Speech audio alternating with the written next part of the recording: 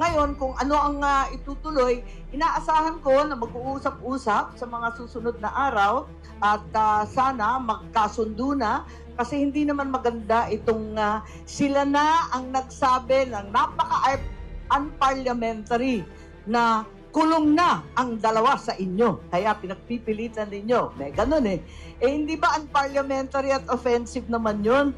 Ikalawa, sila pa yung nag-walk out. Sila pa ang may tapang mag-walk out. Tama ba yun? Kaya eto nga, sana magkasundo na yung dalawang panig. Titiisin na namin sila. Tiisin na rin nila kami. Pero wag naman ganon. Pag sila, pwede. Pag kami, hindi pwede. Eh hindi naman tama yung ganon. So, magkakautos pa, hindi ko sigurado, supposed to be bukas, pero parang magkaka-meeting pa ng bukas ng gabi at magdidesisyon kung anong mangyayari by Friday. So, tignan natin, sana magkasundo na sa lalong madaling panahon dahil para sa akin gusto ko natutukan ng trabaho at lubayan na itong mga issues na pampolitika na hindi naman magdudulot ng karagdagang pagkain, ng gasolinang abot kaya, ng kalusugan para sa lahat.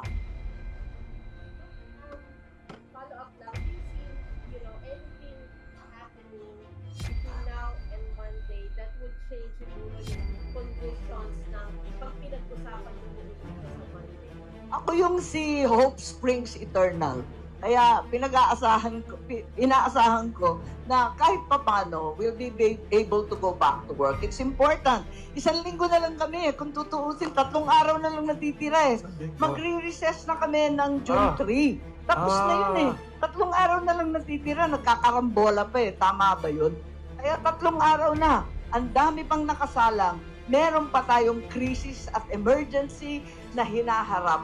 Ang nakatutok lamang, ang tinututukan lamang, puros politika. Ito talaga, nakakahiya ito sa ating bansa. At ito talaga ang nakakahila ng dangal ng Senado. Thank you. Yes.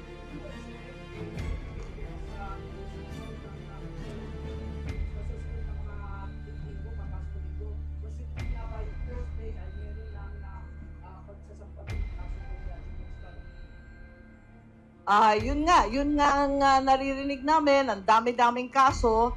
Ilan na ba? Pati si Senator Marcoleta, ayan, kahapon may announcement na naman. Pagkatapos si Senator Jinggoy, Senator Joel, Senator Cheese, yung 2 Villar, si Camille at si Mark Villar. Isang katutak na talaga yung kaso eh. Inuubos yata kami sa kaso, tapos nakatenga pa na may ICC warrants na susunod. Kaya si Senator Bongo daw, nasa listahan na naman. Pananakot ba to o pang-aapi? Hindi ko na maintindihan. Palibasa, hindi sila nanalo dyan.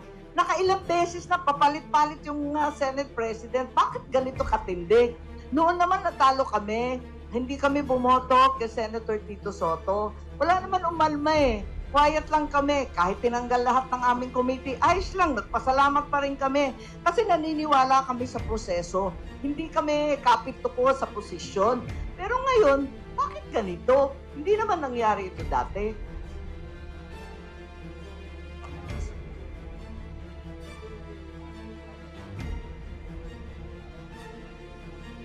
Alin? Yes, pupursigihin namin yung pagboto sa Zoom.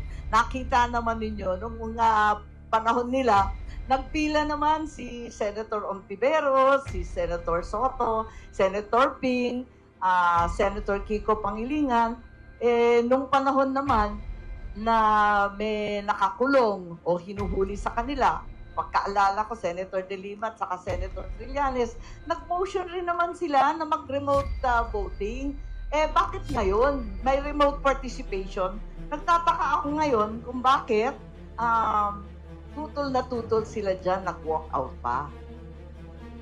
Meron naman silang pinagpa-file noon, andito nga, nakita ko, kaya ako nagtataka. Eto, may mga Resolution 658, andyan, ang dami, Resolution 51, may mga resolution sila noon dati tungkol sa remote participation. Bakit ngayon tutol na tutol? Di ba dapat patas? Thank you. Yes. Yes.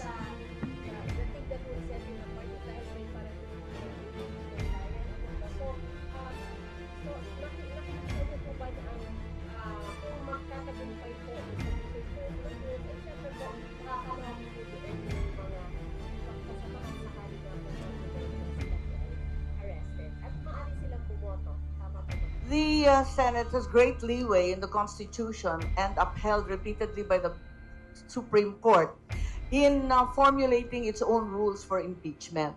Ang Senado mismo ang gumagawa ng kanilang mga patakaran para sa impeachment. Kaya kung mag-agree ang Senado na ito ang karapat-dapat, pwede naman talagang gawin. Wala namang bawal dun eh.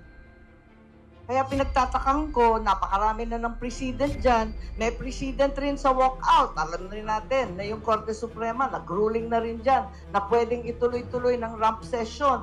Kaya nagtataka ako, mas marunong sila. Yung iba nakakatanda sa amin, sa karanasan at sa edad. Abay, bakit nagkaganon?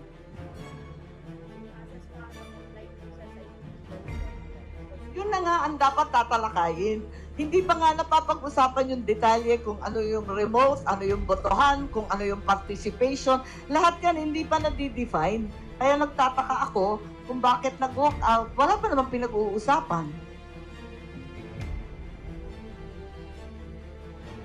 Very interesting. Hala, nauwi tayo sa Oo. walk out. Ay, yes.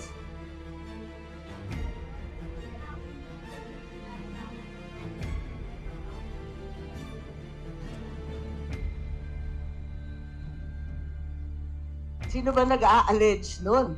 Kasi narinig naman ninyo ang nangyari. Galit na galit sila, sabi nila unparliamentary, pero sa hunot dulo, inamin nila na pinag-usapan talaga. Inamin nila yung meeting, inamin nila yung date at saka yung location, inamin nila yung mga nandun. Ano ngayon ang sasabihin na imbento ko? Inamin nila eh. At narinig ko na yan noong pa sa mga congressman, narinig ko rin sa ating mga iba't ibang opisyal sa administrasyon, hindi siya bago. Kaya kung sabihin na diversionary, nakakatuwa naman kasi inamin naman nila, ginawa talaga nila. Si Arlie ng Manila Times, baka may tanong. Yes po. Feel free to ask any question. Yes. Ang totoo yung sa impeachment, Yes. nung nagkaroon nga ng paglusob ng Senado nung May 13, nag-iintay nga kami dun eh. Nag-aantay kami. Hindi nga diversionary. Nakatutok kami lahat doon. Nagkakaupos kami. Pinag-uusapan kung anong gagawin sa impeachment para maging transparent, maliwanag, mabilis, maayos. At inabangan nga namin yung articles of impeachment. Kaya late kami, alas 7 na, nandun pa ka rin. Nagtatambay kami, paano? Inaantay namin at sinisigurado na matanggap ng maayos yung articles of impeachment ng Senado. Kaya nandun kami eh. Wala kaming balak talagang upuan, yung sinasabi na pagtatakpan. Nag-aantay nga kami, tinatanong ko nga, bakit hindi dumating nung May 11? Bakit May 13 pa? Dalian na ninyo para walang masabi yung tao. At gustong-gusto na namin talakayin yan. So, meron na tayong provisional schedule for the impeachment, for the submission of the answers of the respondents. Tapos yung presentation ng prosecutors, may pre-trial conferences hanggang June 15 at nakatakda na yung trial mismo ay mag-uumpisa ng July 6. So medyo maayos yun, sana hindi ganong mahaba. Pero yun nga, 4 kasi ang articles of impeachment. Kung maalala ninyo, yung kay Justice Corona, iisa lang yung article of impeachment at nagtagal ng lampas 3 buwan. So, eto nga, inaasahan namin na mabigyan ng pansin to at sinasabi nga namin na kailangan kahit may trial ongoing, pag nag-umpisa yung Senate, magbubukas rin ang sesyon. So, morning and afternoon, todo tutok tayo dyan. Senator, marami nagtatanong dito, with the more independent Senate leadership now, tuloy na pa talaga ang flood control investigation kasi maraming galit na galit sa flood control. Sabi, 1 trillion ba ang nabuhos dyan sa walang nangyaring flood control? Sa tingin niyo, tutuloy talaga yan? Yes, inaasahan ko na yan talaga ay tututukan. Pagkat hindi matapos-tapos yung topic na yan at hanggang ngayon, wala pa rin mga mastermind na nahuhuli. Hindi naman tama siguro yon. Kaya kinakailangan talagang pusihin natin Kung sino man abutan yan, kung kamag-anak ko, pinsan buo ko, kapatid ko, pamangkin ko, sorry na lang, wala tayong magawa. Talagang sundan yung ebidensya. Sana mapatawag na si Sergeant Gutesa, yung 18 Marines, si Tri Give, sina Martin Romualdez. Kailangan tawagan na makapagsalita sila para sa kanila rin yun, para maipagtanggol nila yung sarili nila kung sakasakali. Kaya't eto nga, yun ang gusto namin talaga mangyari. Pero ang problema kasi, first time yata ito, nagarapalan ang pakikialam ng ehekutibo sa legislative. Kung babalikan natin yung aral natin sa social studies, maliliit pa tayo, elementary pa lang tayo, three separate, distinct and independent branches of government that remain co-equal. Yun ang turo sa atin eh. Ano nangyari dito? Pinapakialaman kung sino-sino, pati yung justice, pinapakialaman rin at sinisita pag hindi gusto yung hatol. Nagiging labo-labo na ito eh. Hindi pwede yung ganyan. Kailangan respetuhin natin yung saligang batas.